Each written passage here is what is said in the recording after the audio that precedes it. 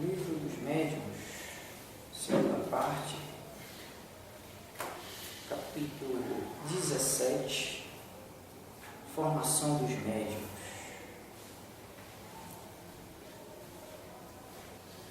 Um meio que bastante frequentemente é bem sucedido consiste em empregar como auxiliar momentâneo um bom médium escrevente, flexível, já formado.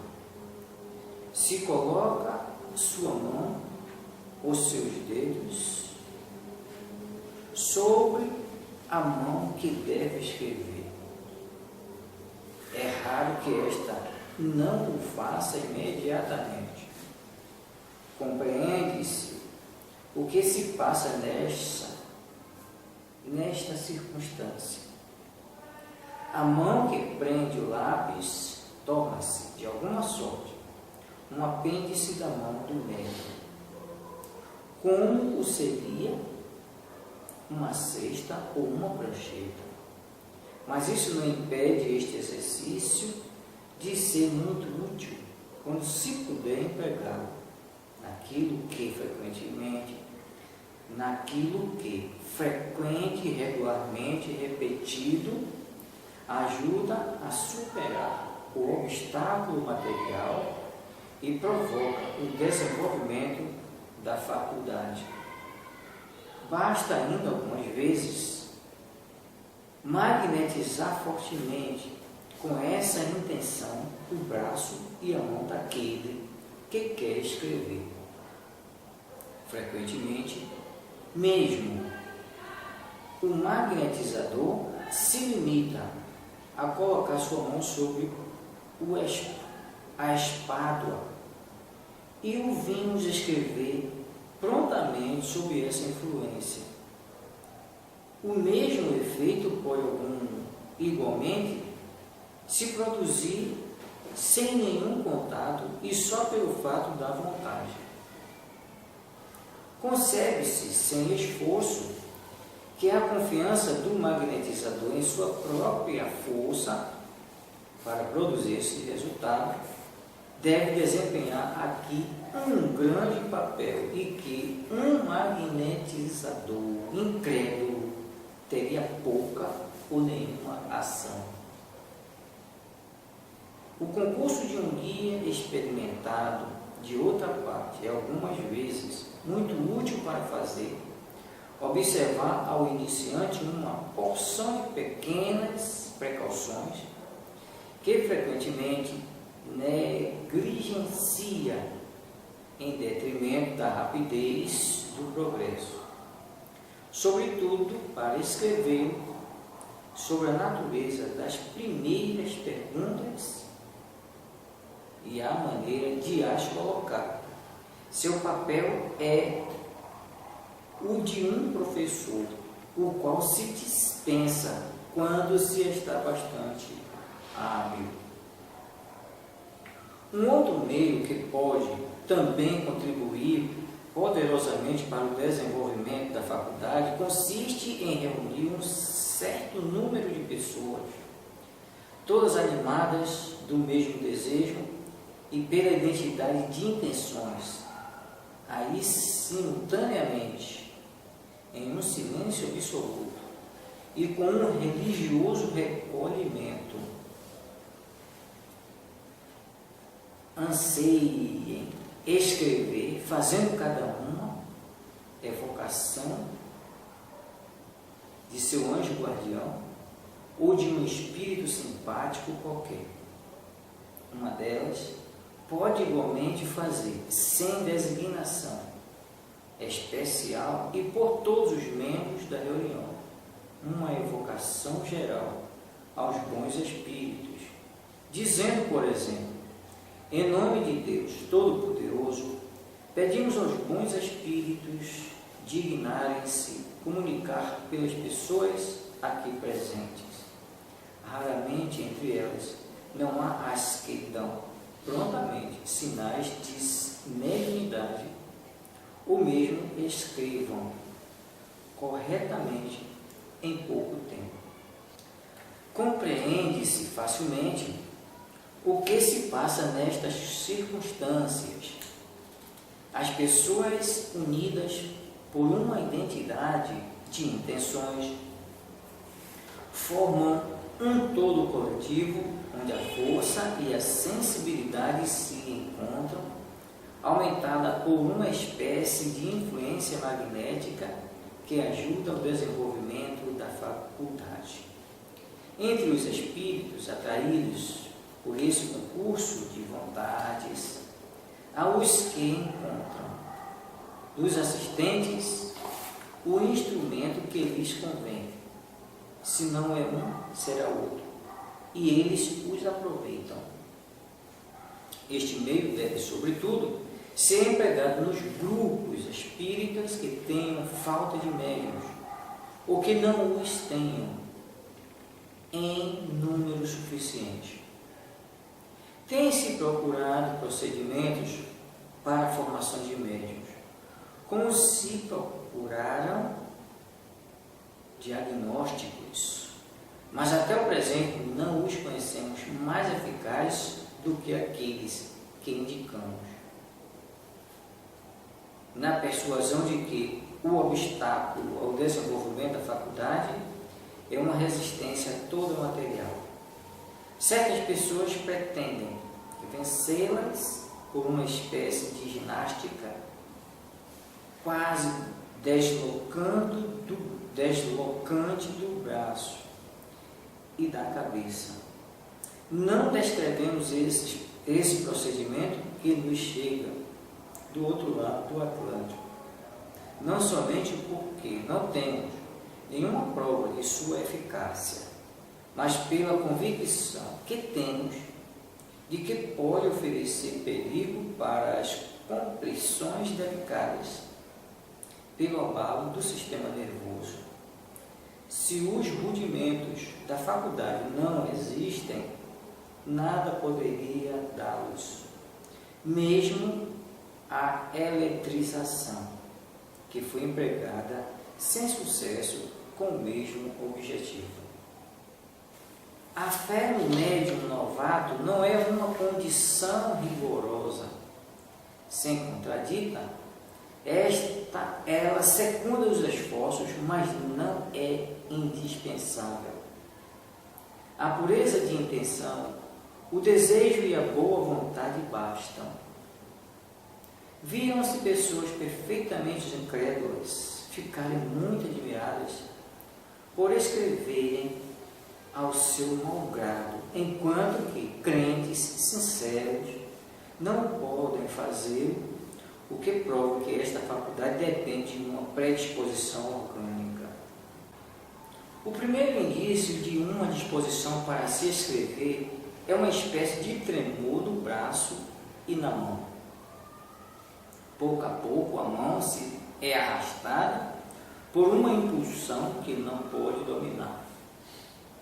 Frequentemente ela não traça, no início sendo riscos insignificantes.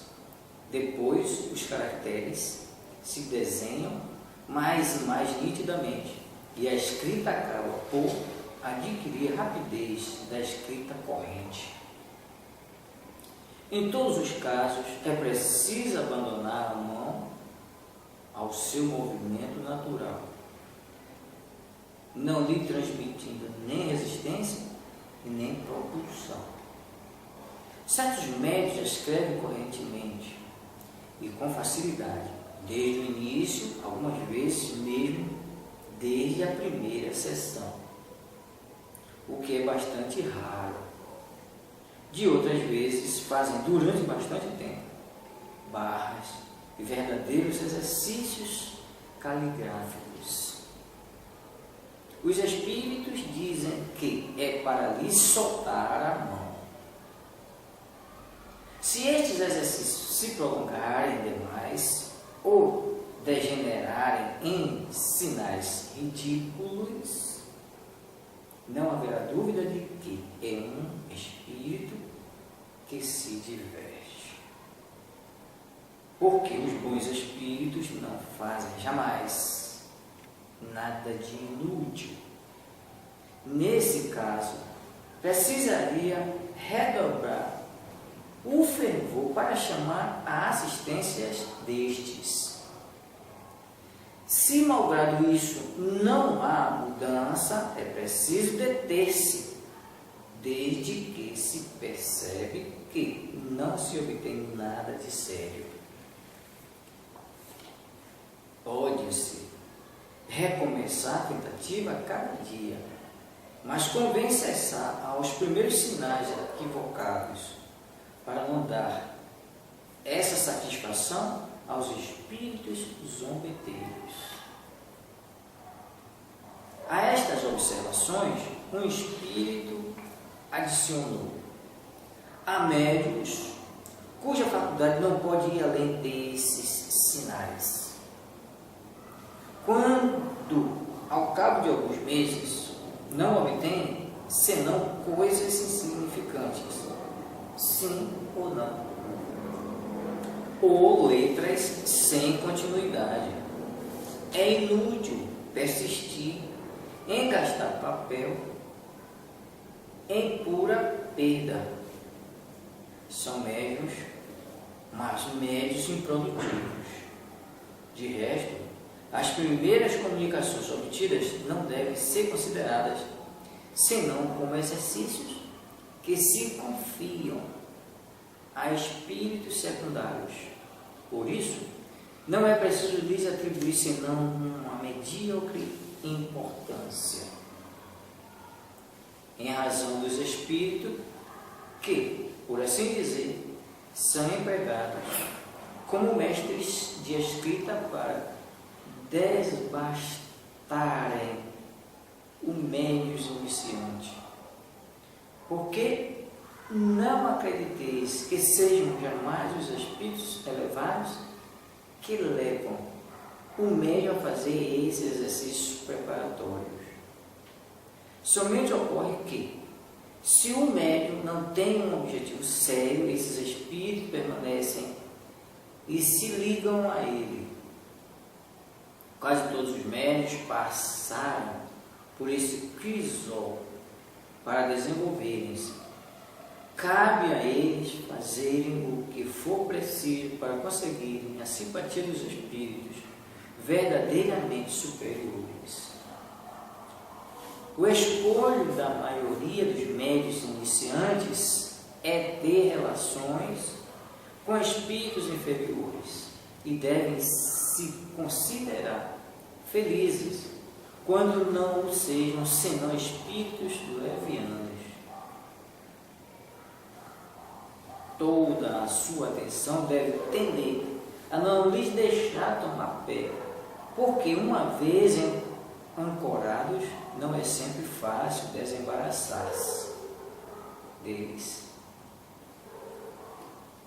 É um ponto tão capital, sobretudo no início, que sem as precauções necessárias pode-se perder o fruto das mais belas faculdades.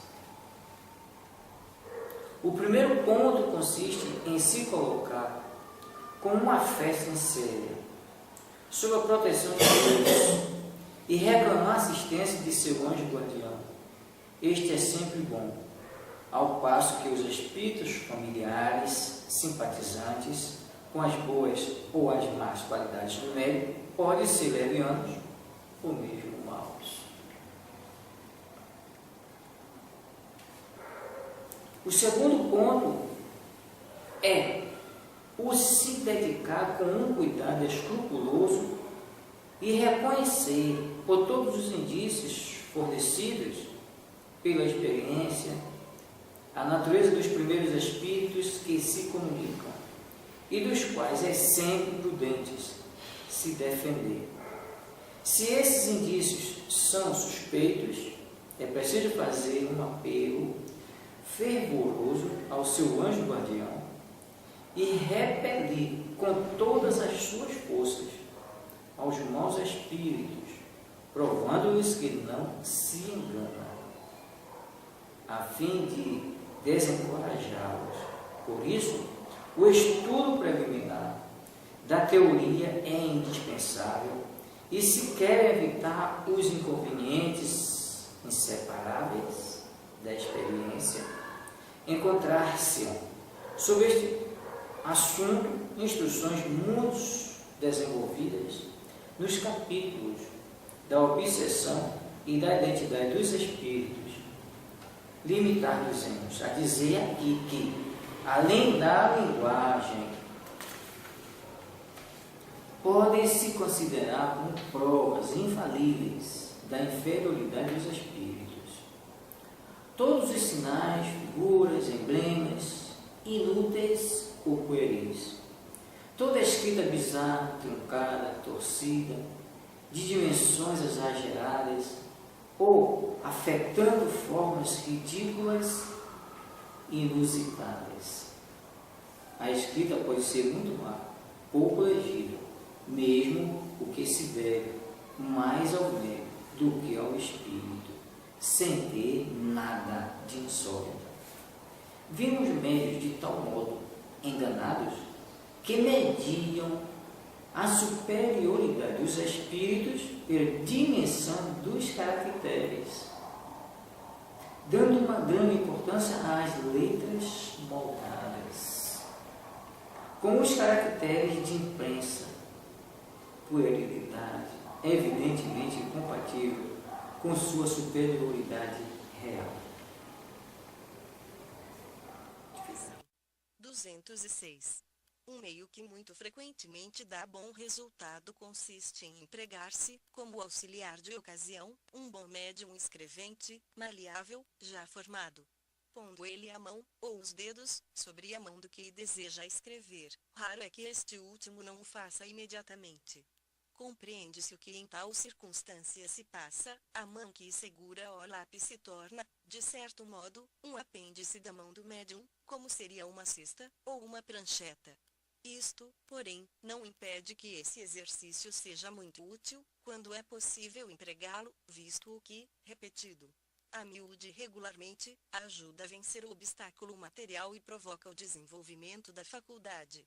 Algumas vezes, basta mesmo que o médium magnetize, com essa intenção, a mão e o braço daquele que quer escrever. Não raro até limitando-se o magnetizador a colocar a mão no ombro daquele, temo-lo visto escrever prontamente sob essa influência. Idêntico efeito pode também produzir-se sem nenhum contato, apenas por ato da vontade do auxiliar. Concebe-se facilmente que a confiança do magnetizador no seu poder, para produzir tal resultado, há de desempenhar papel importante que um magnetizador incrédulo fracassão ou nenhuma, exercerá. O concurso de um guia experimentado é, além disso, muito útil, às vezes, para apontar ao principiante uma porção de precauçõezinhas que ele frequentemente despreza, em detrimento da rapidez de seus progressos. Sobretudo é para esclarecê-lo sobre a natureza das primeiras questões e sobre a maneira de propô-las. Seu papel é o de um professor, que o aprendiz dispensará logo que esteja bem habilitado. 207. Outro meio, que também pode contribuir fortemente para desenvolver a faculdade, consiste em reunir-se certo número de pessoas, todas animadas do mesmo desejo e comungando na mesma intenção. Feito isso, todas simultaneamente, guardando absoluto silêncio e num recolhimento religioso, tentem escrever, apelando cada um para o seu anjo de guarda, ou para qualquer espírito simpático. Ou, então, uma delas poderá dirigir, sem designação especial e por todos os presentes, um apelo aos bons espíritos em geral, dizendo por exemplo, em nome de Deus Todo-Poderoso, pedimos aos bons espíritos que se dignem de comunicar-se por intermédio das pessoas aqui presentes. E raro que entre estas não haja algumas que deem prontos sinais de mediunidade, ou que até escrevam correntemente em pouco tempo. Compreende-se o que em tal caso ocorre. Os que se reúnem com um intento comum formam um todo coletivo, cuja força e sensibilidade se encontram acrescidas por uma espécie de influência magnética, que auxilia o desenvolvimento da faculdade. Entre os espíritos atraídos por esse concurso de vontades estarão, provavelmente, alguns que descobrirão nos assistentes o instrumento que lhes convenha. Se não for este, será outro e eles se aproveitarão desse. Este meio deve sobretudo ser empregado nos grupos espíritas a que faltam médiuns, ou que não os possuam em número suficiente. 2. Correção. 211. O escolho com que topa a maioria dos médiums principiantes é o de terem de haver-se com espíritos inferiores e devem dar-se por felizes quando são apenas espíritos levianos.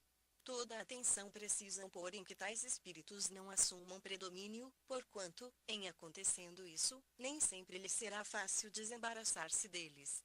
É ponto este de tal modo capital, sobretudo em começo, que, não sendo tomadas as precauções necessárias, podem perder-se os frutos das mais belas faculdades. A primeira condição é colocar-se o médium, com fé sincera, sob a proteção de Deus e solicitar a assistência do seu anjo de guarda, que é sempre bom, ao passo que os espíritos familiares, por simpatizarem com as suas boas ou más qualidades, podem ser levianos ou mesmo maus. A segunda condição é aplicar-se, com meticuloso cuidado, a reconhecer, por todos os indícios que a experiência faculta, de que natureza são os primeiros espíritos que se comunicam e dos quais manda a prudência sempre se desconfie. Se forem suspeitos esses indícios, dirigir fervoroso apelo ao seu anjo de guarda e repelir, com todas as forças, o mau espírito, provando-lhe que não conseguirá enganar, a fim de que ele desanime. Por isso é que indispensável se faz o estudo prévio da teoria, para todo aquele que queira evitar os inconvenientes peculiares à experiência. A este respeito, instruções muito desenvolvidas se encontram nos capítulos da obsessão e da identidade dos espíritos.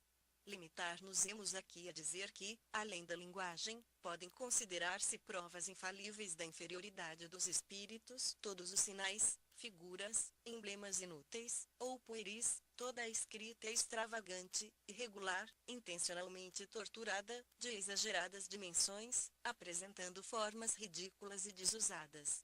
A escrita pode ser muito má, mesmo pouco legível, sem que isso tenha o que quer que seja de insólito, porquanto é mais questão do médium que do espírito. Temos visto médiuns de tal maneira enganados, que medem a superioridade dos espíritos pelas dimensões das letras e que ligam grande importância às letras bem talhadas, como se foram letras de imprensa, puerilidade evidentemente incompatível com uma superioridade real.